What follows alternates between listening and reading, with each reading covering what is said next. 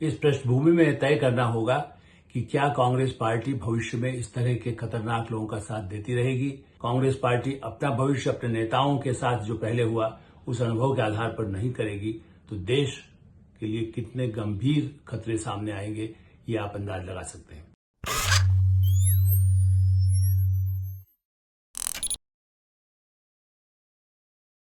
नमस्कार, मैं हूं आलोक मेहता। एडिटर साइड में आपका स्वागत है। हमारा अनुरोध है कि आप एडिटर साइड देखें, सब्सक्राइब करें, लाइक करें, अपने मित्रों को, ग्रुप्स को भिजवाएं और आपकी जो राय हो उससे भी हमें अवश्य अवगत कराएं।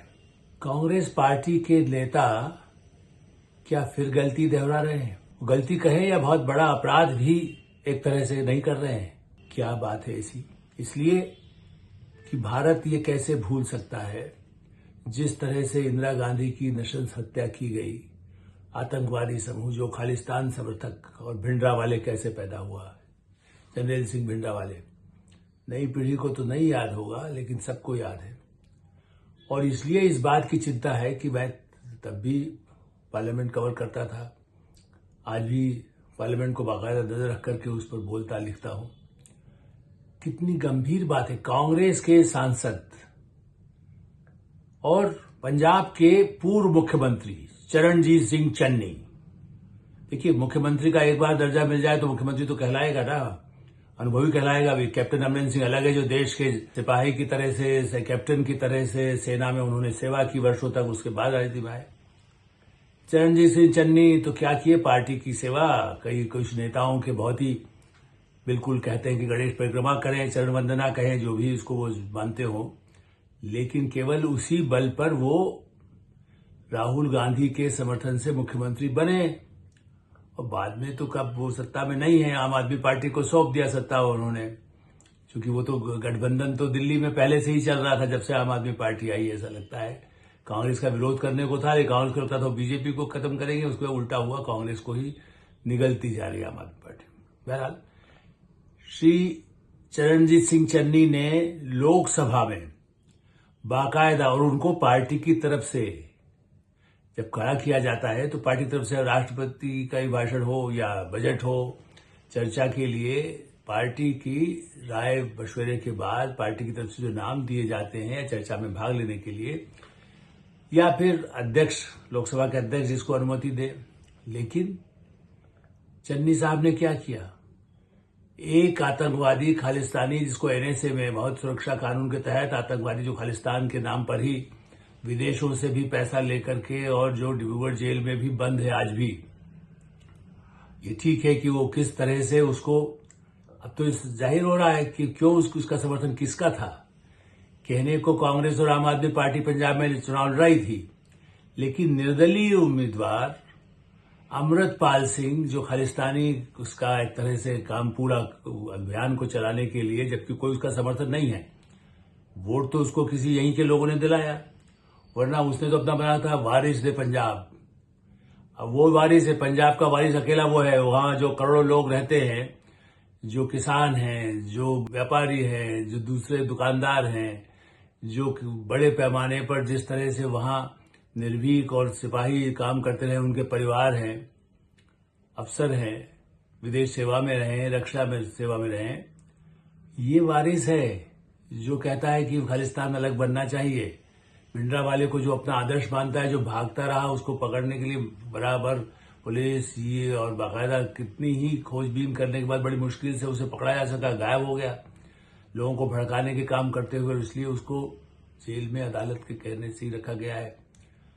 लेकिन ठीक है, चूंकि उसको अब ये साबित हो गया कि चरणजीत सिंह चन्नी कह रहे हैं कि भाई देखिए ये तो इमरजेंसी से भी बेहतर है, ये तो आपका रोज का इमरजेंसी है। जो बने भारतीय जनता पार्टी की जो सरकार है, एनडीए की सरकार है, प्रधानमंत्री नरेंद्र मोदी और अमित शाह जी की सरकार है, उस सरकार ने अघोषित इमरजेंसी लगा रखी है, तभी तो अमृतपाल सिंह वो जेल में बंद है।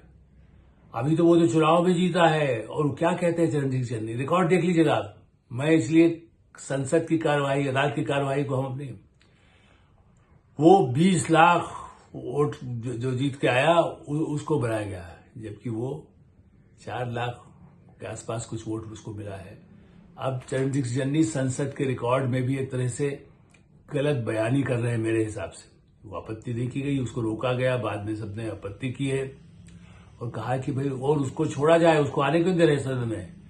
शपथ लेने का चूंकि संवैधानिक मजबूरी थी, इसको कहे अभी तक जो नियम है बदले नहीं गए हैं पुराने। कभी सोचा नहीं गया था कि कोई आतंकवादियों का समर्थन करने वाला संसद पहुंच सकता है, जिसकी चर्चा मैं पहले कर चुका हूं अपने कार्यक्रमों में। इस दृष्टि से उसका लोकसभा का सदस्य बन जाने पर शपथ लेने के लिए पुलिस की कड़ी हिरासत में उसको ला करके एक बार शपथ दिला दी गई कुछ घंटे के लिए। वो अदालत ने कहा कि हाँ बस सिर्फ वहां जाएगा, किसी से संपर्क नहीं होगा, वो वापस चला जाएगा। ऐसी स्थिति में उसको लाया गया, वापस भेजा गया, लेकिन कांग्रेस पार्टी, अब मैंने क्यों कहा कि कांग्रेस पार्टी गलती कर रही है, इसलिए कि जो पुराने पत्रकार हैं, अभी भी कुछ पत्रकार आपको मिल जाएंगे जो उस समय से पंगजाज को कवर करते रहे। एमजे अकबर एक बड़ा नाम है, यदि आप शेखर गुप्ता भी जानते ही हैं कि किस तरह से उसके बाद ऐसे संपादक भी रहे, और मैं भी संवाददाता भी रहा, संपादक भी रहा, इसलिए मैं कह सकता हूं कि किस तरह से ऐसे ऐसे जो आतंकवादियों के प्रश्रय कांग्रेस पार्टी के गलत, जैसे कह सकते हैं कि कदमों से ये एक संगठन इस तरह के बड़े हो गए। बाद में उसको घोषित रूप से तो नेचुरली आतंकवाद के खिलाफ थे इंदिरा गांधी भी, राजीव गांधी भी, लेकिन उनके जो साथी सहयोगी थे, जैसे ये चरणजीत सिंह चन्नी हैं, उन्होंने अकालियों से निपटने के लिए कि अकालियों का पंजाब में प्रभाव न रहे, इसलिए उन्होंने भिंडरावाले और भिंडरावाले के भी जनक, जिसको आप कह सकते हैं, जिनका नाम था जगजीत सिंह चौहान और गंगा सिंह ढिल्लों, इनकी पहली बैठक 1980 में कांग्रेस भवन में हुई थी, जहां दल खालसा के नाम से एक संगठन बना। कांग्रेस भवन में बैठक हुई है तो आप ये तो नहीं कह सकते हैं कि साहब कांग्रेस का कोई, हमें तो किसी को भी आते हैं हमारे यहां बना लो तो आतंकवादी, उस समय आतंकवाद तो उन्होंने घोषित नहीं किया था। लेकिन उनका बाद में सामने भी आया कि तथ्य, सुब्रमण्यम स्वामी आज हैं जो इस मामले को लगातार उठाते रहे। एक और बड़े पत्रकार जो इंडियन एक्सप्रेस में थे, बड़ा प्रसिद्ध पत्रकार हैं, जीएस चावला, वो लगातार रिपोर्ट लिख रहे थे। मतलब हम जैसे पत्रकार जो अपना कर रहे थे, लेकिन जीएस चावला माने हुए पंजाब के विशेषज्ञ, और वो सिख भी थे। देखिए नाम से कहीं कंफ्यूजन ना हो, वो ये भी है कि वो सिख भी थे और बहुत अच्छे उनके बड़े संपर्क भी थे सब बड़े बड़े नेताओं से। ये भी सही है कि मैं पंजाब की और कांग्रेस की राजनीति को 71-72 से फॉलो करता रहा हूं, इसलिए दरबारा सिंह बहुत ईमानदार, बहुत आदर्श, मतलब उस तरह के नेताओं में थे। स्वर्ण सिंह, सरदार स्वर्ण सिंह जो विदेश मंत्री भी रहे, उनको कैसे काउंटर करें, उनके प्रभाव को कैसे कम किया जाए, तो पार्टी के ही जो पंजाब के नेता थे, उसमें ज्ञानी जैल सिंह शामिल है जो बाद में राष्ट्रपति भी बने इंदिरा गांधी की पसंद से। उनको सबको लगता था, इंदिरा जी को कान में भरते थे, कहते थे भाई देखिए ये जो है इनका प्रभाव नहीं रहना चाहिए और अकालियों से भी निपटना है तो हम दूसरे लोग ऐसे खड़े कर देते हैं, और अकाली धर्मों का उनका आधार है। तो इस तरह से एक दल खालसा बना दिया गया, संगठन बना दिया गया। वो पार्टी तो नहीं, लेकिन आप उसके बाद में ही जनरल सिंह भिंडरावाले को भी अभ्युदय हुआ और वो गुरुद्वारे में घुस करके पहले तो उसको धार्मिक प्रवचन देने का काम वो कर रहा था, जैसा अमृतपाल के लिए भी कहा जाता है कि वो धार्मिक प्रवचन देता था। बाद में वो एकदम उसने अपना संगठन खड़ा करके और लोगों को सपोर्ट जुड़ाने और कनाडा से और कहां से उसको सहायता भी, कनाडा की बातें हम कल भी कर चुके हैं कि कैसे खालिस्तानी के तार भारत में जुड़े होते हैं, वो भारत में पैसा भेजते हैं, यहां से उनको सहायता, उनके लिए संपर्क रहते हैं अपनी गतिविधि को चलाने के लिए। तो ऐसे खालिस्तानी समूह के लिए समर्थन कर रहा है चरणजीत सिंह चन्नी, और पार्टी क्या कहती है, राहुल गांधी ने बोलने से मना कर दिया, मैंने कुछ कहूंगा नहीं। क्यों भाई, आप कंडेम नहीं कर सकते हैं कि कतई नहीं, एक आतंकवादी के लिए कुछ कहा गया वो तो हमारी पार्टी का भी नहीं है, वो तो ये भी नहीं कह सकते, इतना तो शब्द एक लाइन कह सकते हैं। श्री जयराम रमेश, पार्टी के बहुत बड़े प्रवक्ता, बहुत ही अपना, आज भी खड़गे साहब ने उनसे कहा कि आप किसानों के बारे में क्या जानते हैं, राज्यसभा के सदन में कहा। आप ये देखिए, राज्यसभा के सभापति जगदीप धनखड़ जी ने कहा कि आप किसानों के बारे में कुछ नहीं जानते हैं जयराम रमेश के लिए। लेकिन जयराम रमेश पंजाब के भी एक्सपर्ट हैं एग्रीकल्चर पर, कहते हैं किताब में लिख दिया है। वो क्या कहते हैं, वो कहते पार्टी से मतलब ये इनका निजी राय है, निजी राय होगी। अरे लोकसभा और राज्यसभा की कार्रवाई को जो जानते हैं, संसदीय परंपराओं जानते हैं कि पार्टी की अनुमति से पार्टी के सदस्य को मतलब जब मैंने कहा जाता है कि कौन कौन आपकी पार्टी से बोलेंगे, तो राष्ट्रपति के भाषण हो या आम बजट पर बहस, तो चन्नी साहब तो उसी दौरान तो बोल रहे थे। और व्यक्तिगत भी है तो क्या व्यक्तिगत रूप से खालिस्तान का समर्थन करने वाले आपके साथी हैं, आप उनके साथ हैं। कांग्रेस पार्टी ऐसे लोगों का समर्थन कर रही है जो पहले का अनुभव देख चुकी, अपनी देश की एक बड़ी नेता प्रधानमंत्री रही और उनकी पार्टी की इतनी बड़ी नेता, उनकी हत्या करने वाले और षड्यंत्र में शामिल लोग बाद में पूरे कितने वर्षों तक भारत में आतंकवाद का इतना जहर जो आज तक उलाने की फिर से कोशिश होती है। क्या आतंकवादियों के ऐसे गुटों के बल पर कांग्रेस पार्टी पंजाब में सत्ता में आना चाहती है, देश की सत्ता में आना चाहती है? कभी हम क्यों बोले? राहुल गांधी हर चीज में बोलते हैं, बड़े बड़े प्रतिपत्ति में बोल देंगे, इस पर बोल देंगे, मोदी सरकार के खिलाफ तो रोज ही बोलना, प्रतिपक्ष में है और तो प्रतिपक्ष नेता है।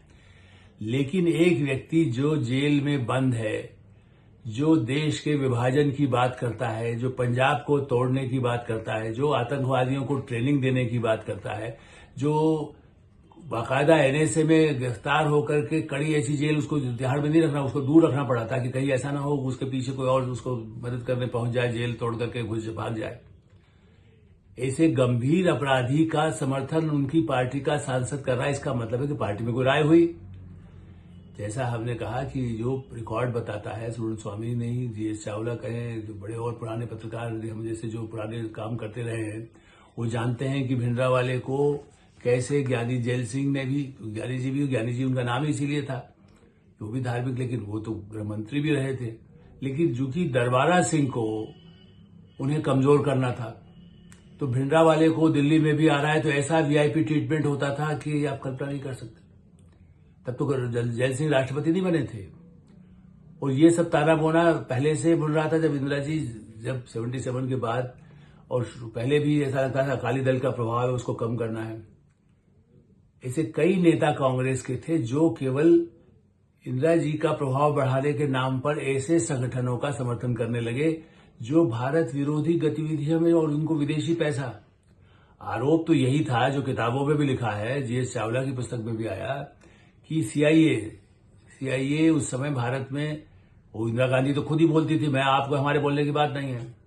आज तो अमेरिका के साथ भारत के बहुत अच्छे संबंध हैं, लेकिन उस समय में से संबंध बदलते, निक्सन का किसी ने कहा देखिए आप, तो सीआईए अमेरिका की सेंट्रल इंटेलिजेंस एजेंसी, उसका हाथ वैसे लोगों पर रहा है। क्या आज भी सीआईए है कि चाइना है? और सबसे ज्यादा आईएसआई के जरिए, देखिए सीआईए से भी सीधा जितना नहीं मिलता था जितना खालिस्तानी के लिए या कश्मीर के आतंकवादियों के लिए यदि कोई समर्थन या घुसपैठ की जो कोशिश होती है, वो आईएसआई पाकिस्तान की एजेंसियों के जरिए जरूर आता है। इस पृष्ठभूमि में तय करना होगा कि क्या कांग्रेस पार्टी भविष्य में इस तरह के खतरनाक लोगों का साथ देती रहेगी, और भारत सरकार को ऐसे सांसदों पर भी किस तरह निगाह रखनी होगी, और क्या संसद को भी ऐसे सांसद जो खालिस्तानियों का समर्थन करते हैं उन पर भी कोई कार्रवाई करने पर विचार करना होगा। ये मामला सुप्रीम कोर्ट भी क्यों नहीं तय करती? कई सवाल हैं। कांग्रेस पार्टी अपना भविष्य अपने नेताओं के साथ जो पहले हुआ उस अनुभव के आधार पर नहीं करेगी तो देश के लिए कितने गंभीर खतरे सामने आएंगे ये आप अंदाज लगा सकते हैं। एडिटर्स आई में हम यही विराम देते हैं। आप एडिटर्स आई देखते रहें, सब्सक्राइब करें, लाइक करें, अपने मित्रों को, ग्रुप्स को फॉरवर्ड करें, और जो आपकी राय हो उससे हमें अवश्य अवगत कराएं। धन्यवाद, नमस्कार।